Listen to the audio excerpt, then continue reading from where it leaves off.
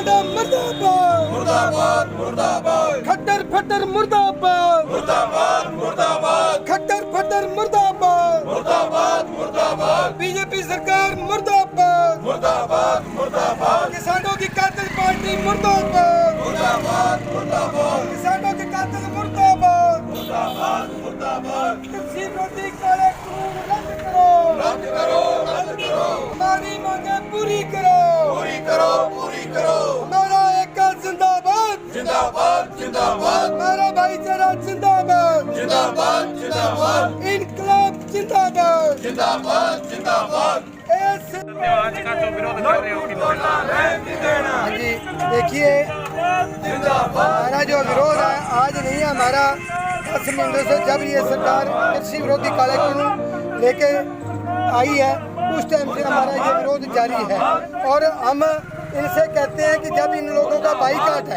आज कोई बीजेपी का एमएलए यहाँ मीटिंग करने के लिए है जब इनको पर्चे नहीं चाहती लोग नहीं चाहते तो क्यों ये इलाहाबाद का माहौल खराब कर रहे हैं।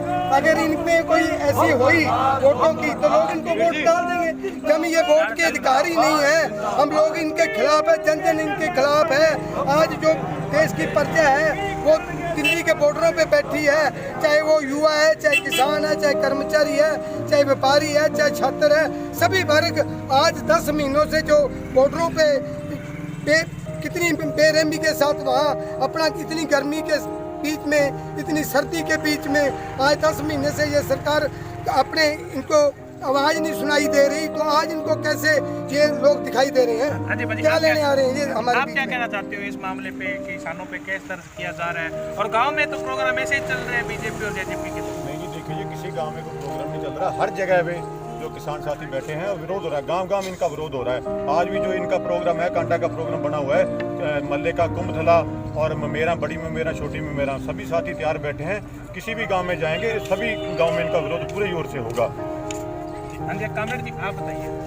ऐसे है देखो जो आप लोग कह रहे हो ना भी किसी जगह पे विरोध नहीं हो रहा है गाँव में जा रहे हैं ये हमारा विरोध शांतिपूर्ण है जैसे हम जहाँ कर रहे हैं समझे ना शांतिपूर्ण हर गांव के अंदर विरोध है। लोगों ने बैनर बार लगा रखे कि इस गांव में ना आए लेकिन उसके बावजूद आंदोलन हमारा तो जितनी देर तक ये काले कानून विरोधी कानून रद्द नहीं होते उतनी देर तक आंदोलन जारी रहेगा। लेकिन इन लोगों से हम पूछना चाहते हैं इन लोगों को हम पूछना चाहते हैं कि जो ये कारनामे कर रहे हैं कल किसी पार्टी के अंदर आज टिकट लेके ये कहाँ आके इलेक्शन लड़ रहे हैं कोई कहाँ से कहाँ जाके इलेक्शन लड़ रहा है ये क्या ये राजनीति है क्या दल बदलों की राजनीति है? सवाल इस बात का कि खेती कानूनों की लगातार विरोध हो रहा है उसके ऊपर ये बात नहीं कर रहे इनको शर्म आनी चाहिए। कल अभी हमारे किसानों के शहीदों के अभी उनके सिवे ठंडे नहीं हुए कल ये भोग पड़ता है उनका और ये क्या कर रहे हैं ये सारा कुछ ड्रामेबाजी। अपना आराम ना इन्होंने वोटें मांगनी है तो मांग लें लेकिन पहले कानून रद्द करें फिर वोट की बात करनी चाहिए थी इनको। नहीं लोकतंत्र में तो सभी को अधिकार है वोट मांगने का। हम कहते हैं कि जब लोकतंत्र के अंदर ये भी अधिकार था कि लोगों के ऊपर ये कभी भी इन्होंने नहीं कहा था कि ये कानून हम लागू करेंगे आज तक नहीं कहा था लेकिन कानून लागू कर दिए ये लोकतंत्र का हिस्सा नहीं है समझे।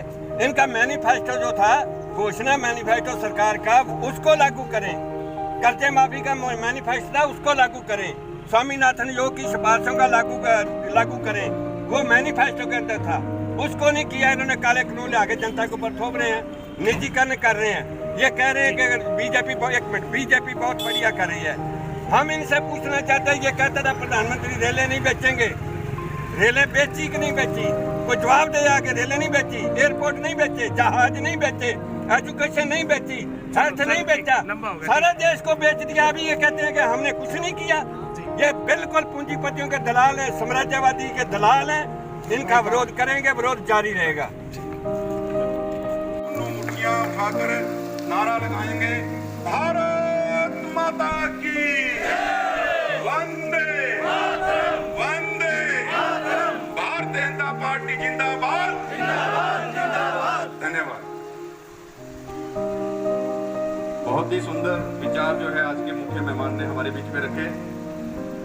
संगठन गढ़े चलो सुपथ पर बढ़े चलो भला हो इलाहाबाद का काम सबके इस प्रकार के भाव विचार मुझे लगता है भारतीय जनता पार्टी के कर्मठ कार्यकर्ताओं की तपस्या से, मेहनत से इस बार इस धरती के ऊपर कमल का फूल खिलेगा।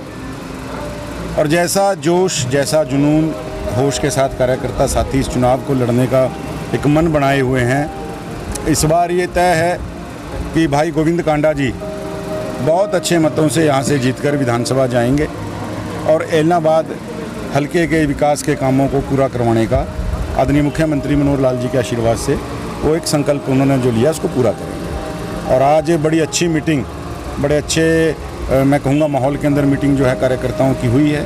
कार्यकर्ता बड़ा पॉजिटिव मन से, पॉजिटिव तरीके से अपने अपने बूथों के ऊपर, अपने अपने स्थान के ऊपर लगा हुआ है।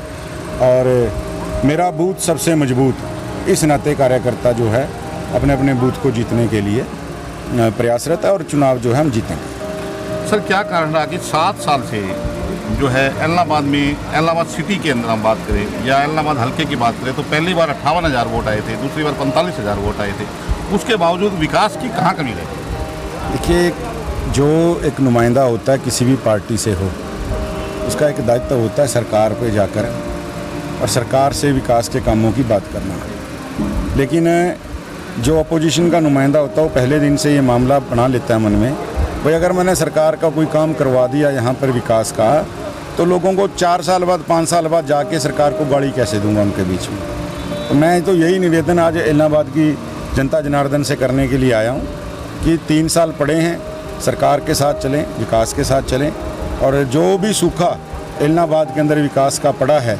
वो इन 3 सालों के अंदर आपका विकास का सूखा दूर होगा। इस बात की मैं आज यहाँ से कार्यकर्ताओं को हमने जो है सलाह दी और कार्यकर्ता ने इस बात को बिल्कुल मान के इस मंत्र को लेकर वो गए।